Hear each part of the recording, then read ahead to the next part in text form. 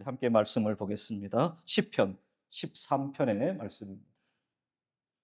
시편 13편입니다.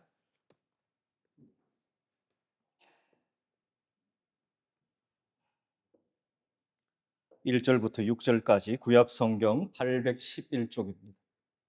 우리 함께 읽으실 때는 1절 한 절만 함께 봉독합니다. 우리 같이 읽습니다. 여호와여, 어느 때까지니이까 나를 영원히 잊으시나이까? 주의 얼굴을 나에게서 어느 때까지 숨기시겠나이까? 아멘. 기도합니다. 아버지 하나님 감사합니다. 오늘도 우리를 불러주심을 아버지 감사합니다. 하나님의 부르심에는 후회가 없음을 믿습니다. 오늘도 우리를 불러 예배자로 세우시고 또한 하나님의 귀한 말씀을 듣게 하셨사오니 우리의 눈과 귀와 마음을 열어주시고 하나님의 말씀이 우리의 가슴 깊이 새겨지는 은혜의 시간이 되게 하시며 이 말씀이 우리의 삶을 이끌어가는 생명의 말씀이 되게 하옵소서. 예수님의 이름으로 기도합니다. 아멘. 우리 좌우에 계신 분들과 한번 인사할까요? 큰 은혜 받읍시다. 그렇게 한번 인사합시다. 두려움은 언제 우리를 찾아와 우리를 점령할까요? 두려움은 언제 찾아오는 걸까요? 아니, 두려움은 왜 생길까요? 스스로 제어할 수 없는 상황, 상태가 되면 우리에게 두려움이 찾아오게 됩니다. 그리고 그 상황과 상태가 회복되지 않으면 이내 두려움이 우리 모두를 점령, 지배하게 됩니다. 오늘 본문에 등장하는 다윗의 삶도 두려움에 휩싸여 있음을 우리에게 보여줍니다. 두려움에 휩싸인 인생이 어떻게 그 두려움을 극복해 가는가를 우리에게 잘 나타내 보여줍니다. 혹여나 여러분들 이 시간 이 예배의 자리에 앉아 계신 성도님들 가운데 혹여나 이러한 두려움 가운데 있는 분들이 있습니까? 오늘 이 말씀이 두려움을 극복해내는 은혜의 말씀이 되기를 주님의 이름으로 축복합니다. 두려움의 종류는 세 가지가 있다고 그래요. 첫째는 서투른 것에 대한 두려움이 있다고 그럽니다. 그리고 둘째는 낯선 상황에 대한 두려움이 있다고 그럽니다. 그리고 마지막 세 번째는 미래에 대한 두려움이 있다고 그럽니다. 특히 현대 사회의 가장 큰 두려움은 바로 미래에 대한 두려움. 그 이유는 미래에 대한 불확실성 때문에 그렇다고 합니다. 어느 정도 미래가 예측 가능한 것이면 그 미래에 대한 대비, 준비를 통해서 그 미래를 잘 맞이하고 또한 극복해 나갈 수 있을 텐데 미래에 대한 불확실성 때문에 우리의 미래에 어떤 일이 펼쳐질지 예측 불가능하기 때문에 두려움이 우리를 찾아오게 된다라고 말합니다. 이 시간 여러분들을 가장 두렵게 만드는 것은 무엇입니까? 이건 여러분 각자에게 질문해 보면 됩니다.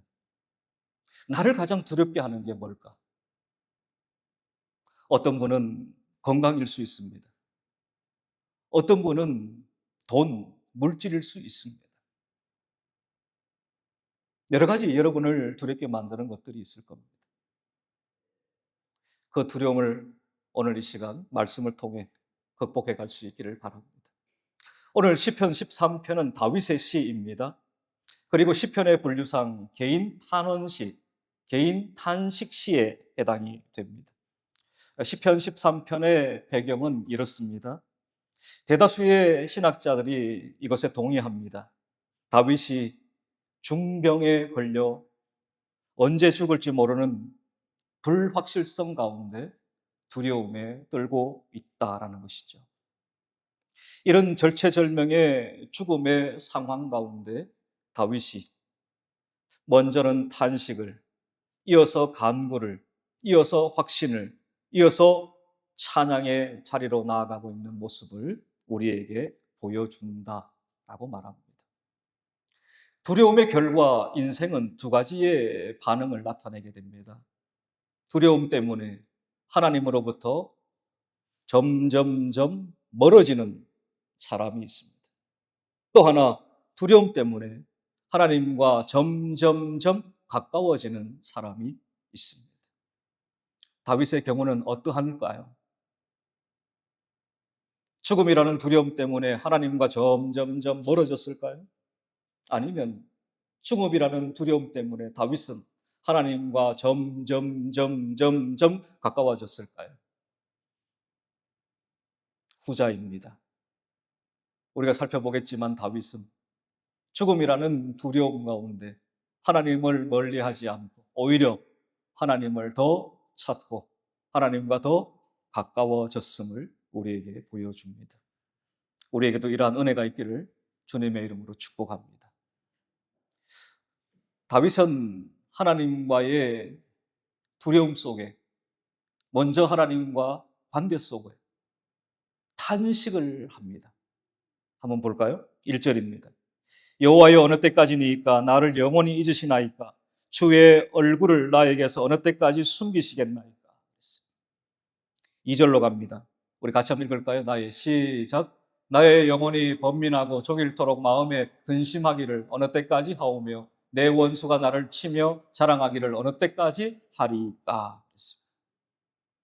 다윗의 지금의 심경을 가장 잘 나타내 보여주는 반복적인 표현이 1절과 2절에 잘 나타납니다. 어느 때까지니까. 1절과 2절을 보십시오. 어느 때까지니까. 언제까지입니까 도대체? 언제까지입니까 도대체?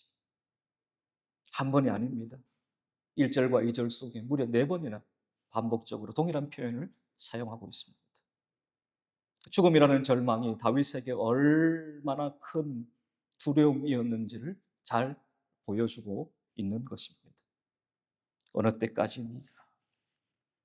우리에게는 이런 순간이 없습니까? 우리에게는 이런 다윗과 같은 고백이 없습니까? 절망의 깊은 상황 속에 빠지게 되면 내 스스로의 힘으로 통제, 제어할 수 없는 상황에 놓이게 되면 우리는 눈을 들어 하나님을 향하여 탄식하게 되죠. 하나님, 도대체 언제까지입니까? 언제까지입니까? 내가 언제까지 이런 고통 가운데, 이런 고난 가운데 머물러 있어야만 합니까? 지금 당장이라도 하나님께서 나를 붙들어서 나를 그 고통과 고난 가운데 건져 주셔야 되지 않겠습니까? 하나님을 향한 그런 탄식이 생겨나지 않겠습니까? 다윗도 우리와 동일한 인간이에요. 극심한 죽음의 두려움 속에서 다윗이 가장 먼저 했던 것이 그것입니다. 하나님, 어느 때까지입니까? 혹여나 이 자리에 앉아 계신 분들 가운데 고난과 고통과 절망 가운데 쉬지 않고 계속해서 끊임없이 하나님께 부르짖어 기도하시는 분들이 분명 계실 겁니다. 내 마음, 내 생각 같아서는 기도의 자리에서 하나님 앞에 내 고난과 내 고통과 내 절망의 상황을 다 아뢰고 난 다음에 예수님의 이름으로 기도합니다. 아멘! 하고 나면 내 고난과 고통이 다 물러가고 내 절망의 상황이 변화되어서 소망과 희망의 상황으로 바뀌어져야 할 텐데 그러지 못하는 상황 가운데 더 힘겨워하는 분들이 계실지 몰라요. 그러나 오늘 성경을 우리는 끝까지 보아야 합니다. 1절과 2절만 보고 끝나면 안 되고 어디까지 가야 돼요? 마지막 6절까지 가야 합니다. 1절과 2절에서 다윗은 탄식합니다. 그러면서 다윗은 자신을 탄식하게 만드는 원인을 2절에 이렇게 표현해요. 내 원수라고 표현합니다. 앞서 제가 언급해드린 바와 같이 대다수의 신학자들은 이 원수를 무엇에 빗대어 말씀하느냐? 바로 다윗을 향해 다가오는 죽음 때문이다 라고 이야기를 합니다. 죽음은 하나님과 거리감을 더욱 통렬하게 느끼게 만드는 것입니다. 내가 하나님과 가까이 있었던 것 같은데 나도 모르게 내가 알 수 없는 죽음의 상황에 내몰리게 되면 하나님과 내가 가까이 있었던 것이 아니라 멀리 있구나라는 것을 또한 통렬히 깨닫게 돼요. 그게 죽음이라는 두려움 가운데 성도가 가지게 되는 큰 아픔이에요. 내가 하나님과 누구보다 가까이 있는 사람이라고 나는 자부했는데 내가 스스로 제어 통제할 수 없는 죽음이라는 상황 가운데 놓이게 되니까 하나님이 왜 그리 멀리 계신지, 왜 그리 멀리 계신지.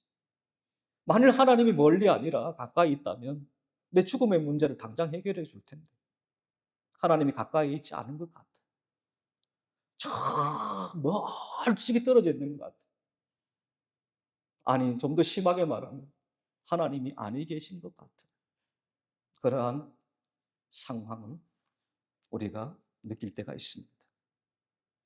다윗이 어느 때까지니까 라는 절망적 표현을 쏟아 놓았던 것처럼 우리도 그러한 절망적 표현들을 하나님 앞에 쏟아놓게 될 때가 분명히 있다는 것이죠. 무엇이 우리를 절망의 탄식, 어느 때까지니까 라고 쏟아놓게 만듭니까? 그것을 오늘 우리는 발견할 수 있어야 합니다. 그리고 그것을 가지고 하나님 앞으로 나아가야 합니다. 다윗은 절망의 문제를 가지고 하나님 앞에서 탄식합니다. 그러나 다윗은 그 탄식의 자리에 머물러 있지 않습니다. 제가 여러분들에게 여러 차례 말씀을 드렸지만 성도도 탄식할 수 있어요. 나는 성도인데 내가 어찌 하나님을 향하여 탄식할 수 있단 말인가? 나는 그래 못해. 아니요. 다윗도 보십시오. 하나님을 향하여 탄식해요. 어느 때까지니까. 성도도 탄식할 수 있습니다. 아멘이 없지만. 그러나 성도는 그 탄식의 자리에 영원히 머물러서 있지 않는다라는 것입니다. 이것이 성도입니다. 다윗을 보십시오. 탄식의 자리에 머물러 서서 계속해서 하나님을 향하여 어느 때까지니까, 어느 때까지니까, 어느 때까지니까 이것만 외치고 있지 않습니다. 그 다음 단계로 넘어가요. 그 다음 단계가 뭡니까? 간구의 단계입니다. 바로 기도의 단계입니다. 3절로 갑니다. 자신의 절박한 상태를 하나님 앞에 기도하죠.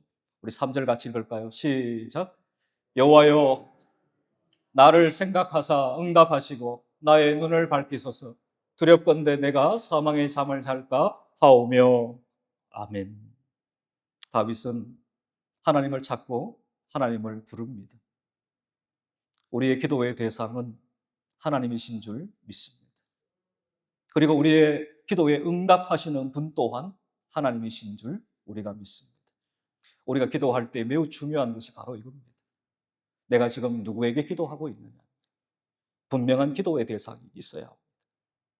그리고 또 하나는 하나님이 내 기도를 반드시 들으시고 내 기도에 응답하시는 분이시라는 사실입니다. 다윗을 보십시오. 3절에 여호와 내 하나님이요.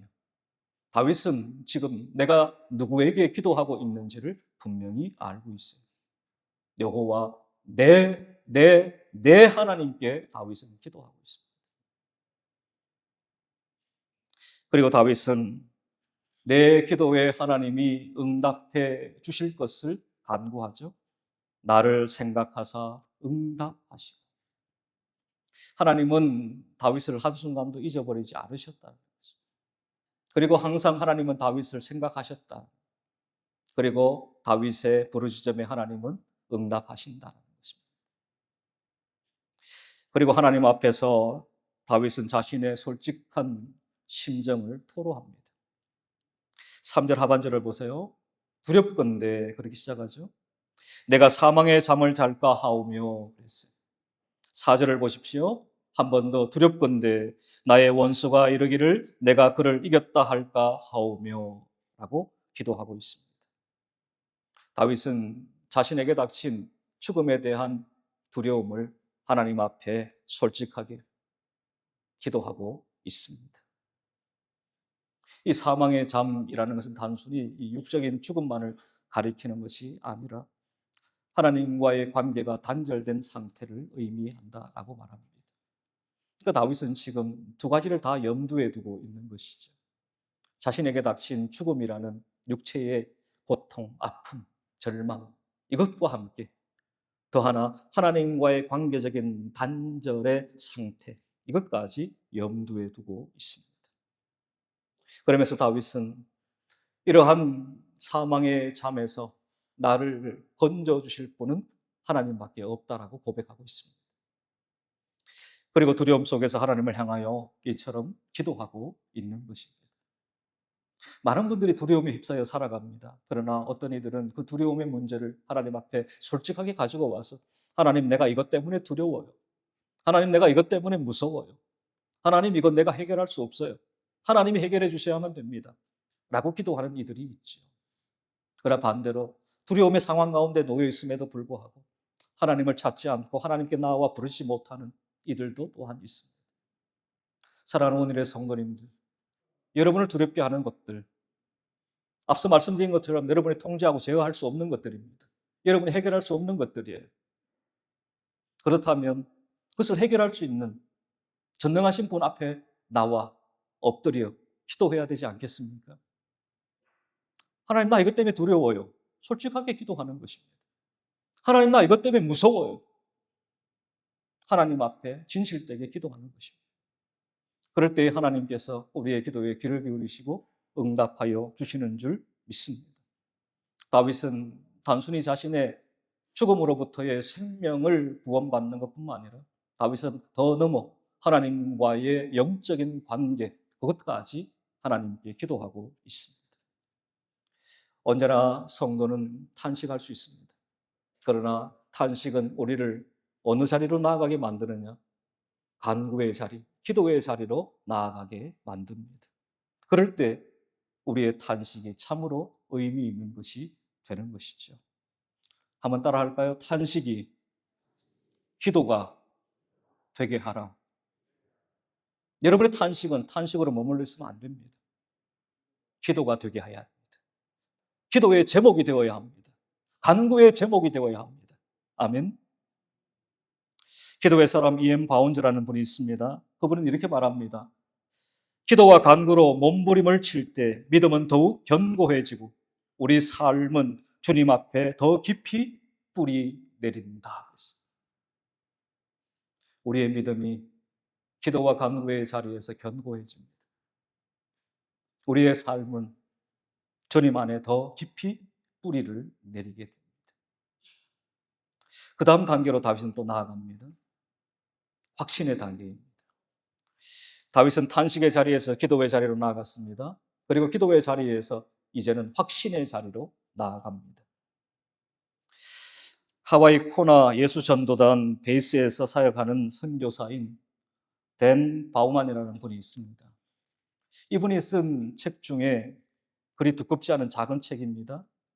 두려움을 바라보는 새로운 시선이라는 제목의 책이 있습니다. 다시요.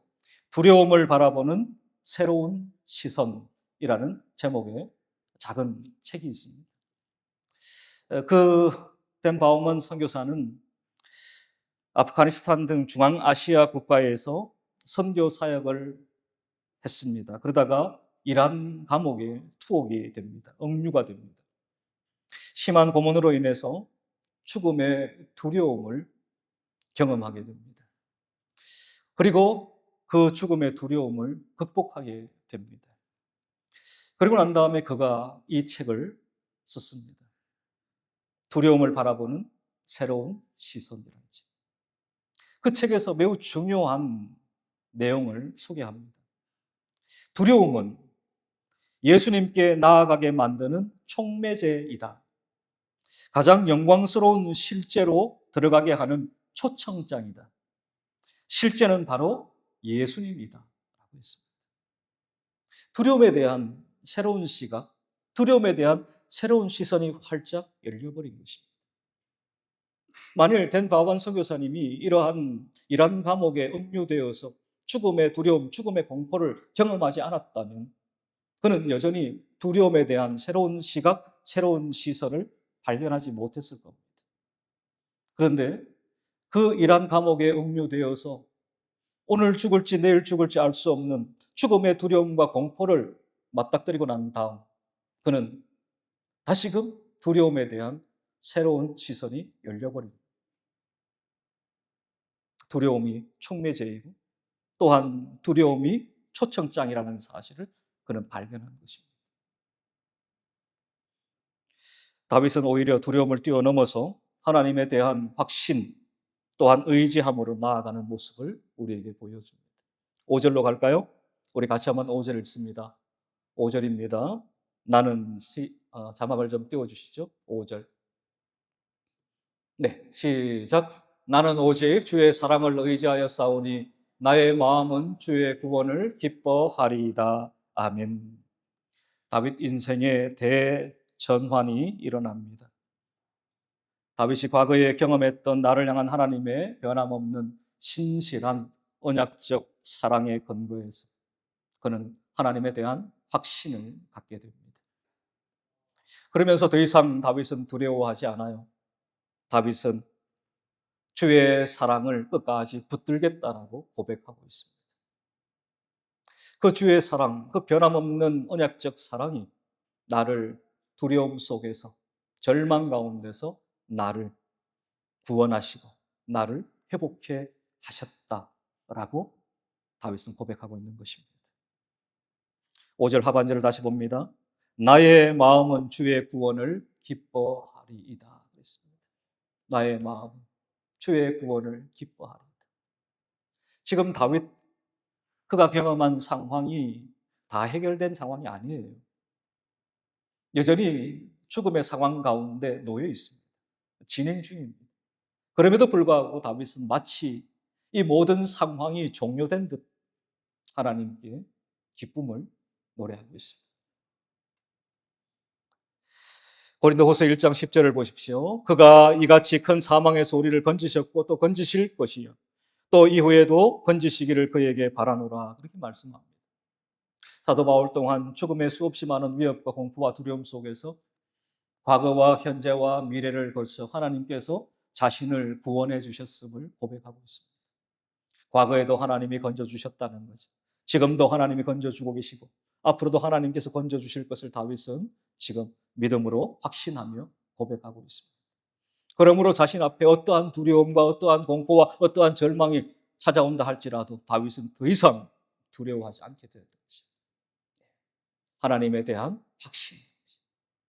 우리에게도 하나님께서 이러한 확신 주시기를 주님의 이름으로 축복합니다. 부분적인 확신에서 완전한 절대적 확신, 신뢰로 나아가게 되는 것입니다. 우리가 하나님을 확신한다라고 말하지만 우리 자신을 돌이켜보면 온전히 하나님을 확신하지 못할 때가 참 많아요. 그런데 이 두려움을 극복해 가는 과정 속에서 조금씩 온전하게 하나님을 확신하게 되는 그러한 단계로 우리가 나아가게 되는 것입니다. 이제 마지막 단계입니다. 찬양의 단계입니다. 첫 번째 단계가 뭐였죠? 탄식의 단계였어요. 두 번째 단계가 뭐였죠? 간구의 단계였습니다. 세 번째 단계가 뭐였죠?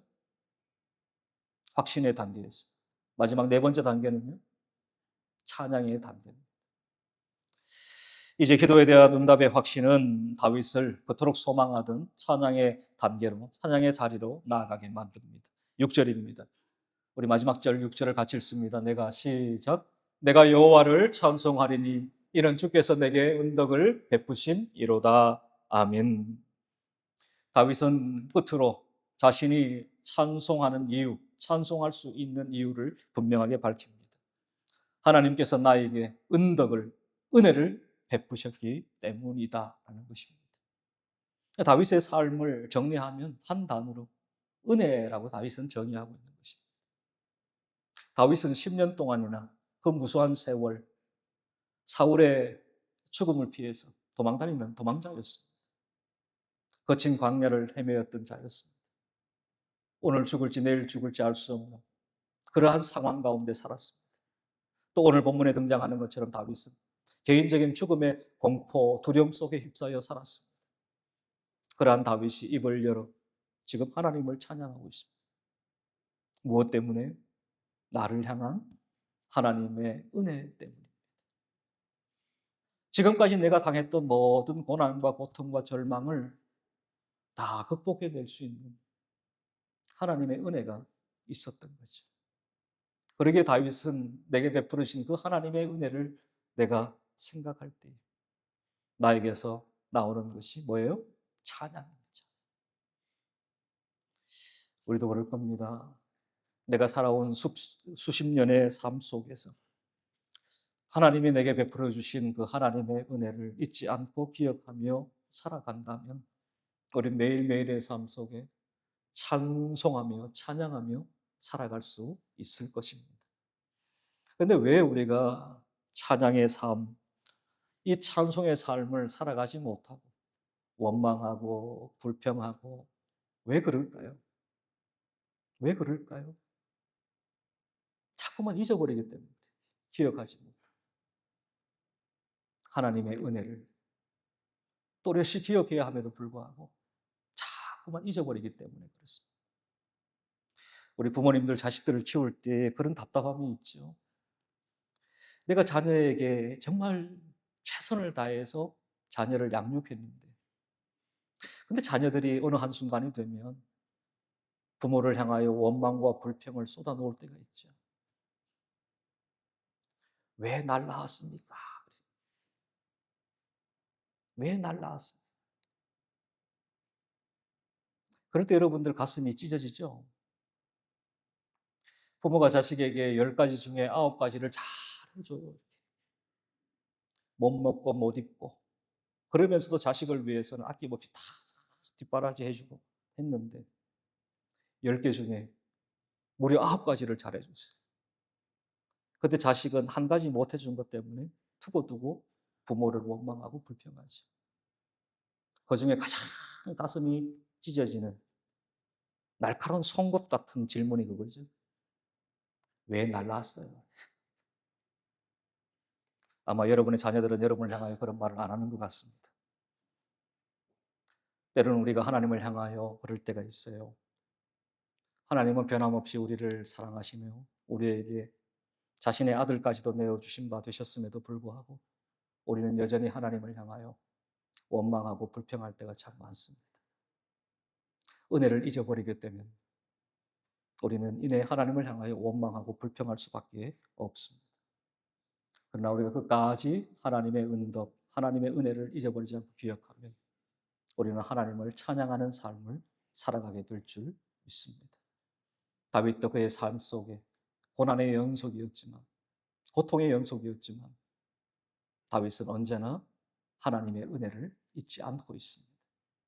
그러기에 시편 13편은 마지막에 여호와 하나님을 찬양함으로 끝이 나는 거예요. 원하기는 우리의 인생이 이와 같은 끝맺음이 있기를 주님의 이름으로 축복합니다.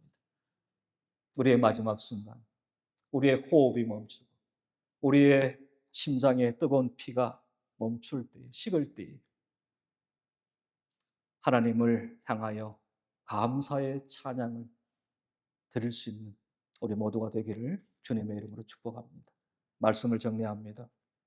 두려움은 누구에게나 찾아옵니다. 다윗에게 찾아왔던 그 죽음에 대한 두려움, 우리에게도 찾아옵니다. 아니, 또 다른 모양으로, 모습으로 두려움은 우리를 찾아옵니다. 그 두려움이 찾아올 때 우리는 탄식할 수 있습니다. 그러나 탄식의 자리에 머물지 않고 간구의 자리, 기도의 자리로 나아갑니다. 그리고 우리는 기도와 간구의 자리에서 더욱 하나님을 확신하게 됩니다. 그리고 그 하나님을 향하여 찬양하게 될 것입니다. 우리에게 모두에게 그러한 하나님의 은혜가 있기를 주님의 이름으로 축복합니다. 기도하겠습니다.